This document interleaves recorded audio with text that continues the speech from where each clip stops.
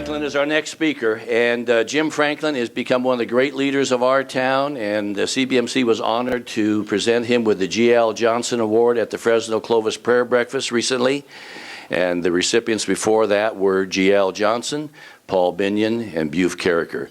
So Jim Franklin is one of our great leaders, Cornerstone Church. Give him a great big welcome. Thank you, Dr. Jim Franklin.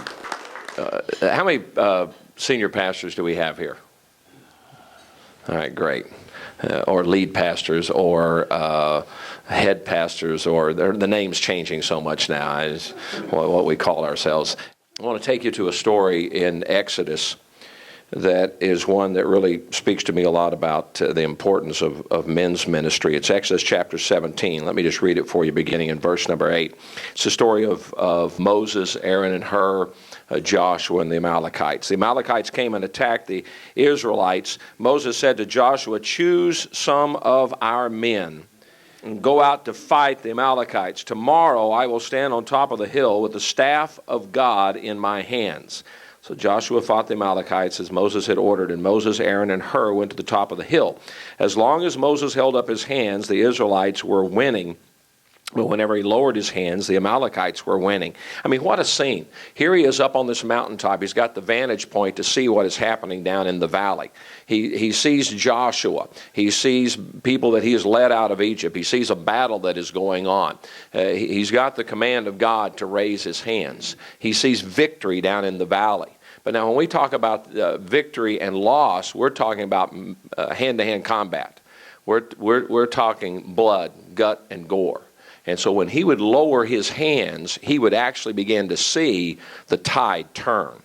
And the Amalekites then began to slaughter, not just wound, not just talk bad about, slaughter men that he knew that were his friends, that he had again brought out of Egypt, that he was seeing this take place. And so he would do everything within his power to hold his hands up. When God knew that Moses did not have the ability to do what he called him to do.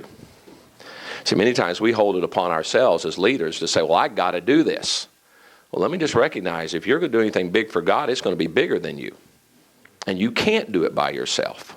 So that relieved a lot of guilt off of me, because what we do as men, as pastors, we hold our hands up, and when our hands get tired and we begin to fall, and our hands come down and things begin to fall apart around us, then obviously condemnation upon ourselves and guilt, and I'm not a good leader and I can't do this, and all of that, and that's where the enemy really beats us up when it comes to that.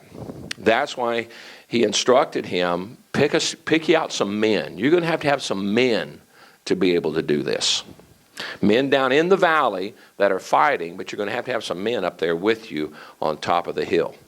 So that's what I have recognized, that if I'm going to make the ministry that God has placed me in charge of, responsible for, I realize I can't do it. I've got to have men that are around me. And I think that's one of the very first things that as leaders we've got to recognize. You can't do this by yourself. And if you're not putting men around you to hold your hands up, then you are destined for doom. You can't do it. I mean, it's not, well, I try harder. You can't do it. God will call you to do things that are bigger than you because you can't do it by yourself. And that's what leadership is all about. So that's where I think we as men that are not coming alongside our pastors and holding up their hands and helping to support and figure out how can we do this. It's not the pastor's job to get the men's ministry going. It's the Aaron's and hers. Now, the pastor's got to have a vision for it. Pastor's got to have a burden for it. Don't misunderstand me there. You got to provide that. But if men's ministries make it or not, I'm just sick and tired of men blaming pastors. Well, our pastors who love them, well, you bunch of whining babies. That's why he said, pick out men to go up there. I think Aaron and Hur were men. He said, I'll go up there, Pastor. I'll help you hold your hand up. We'll make this happen.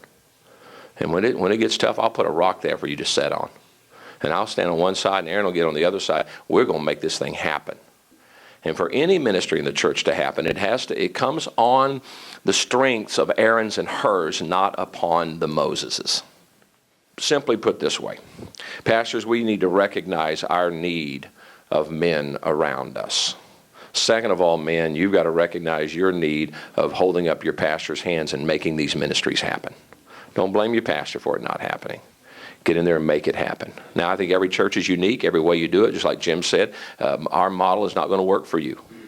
There's nothing the devil fears more than the power of men.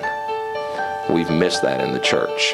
If we'll revitalize that, we can take this city for God. Amen? Amen.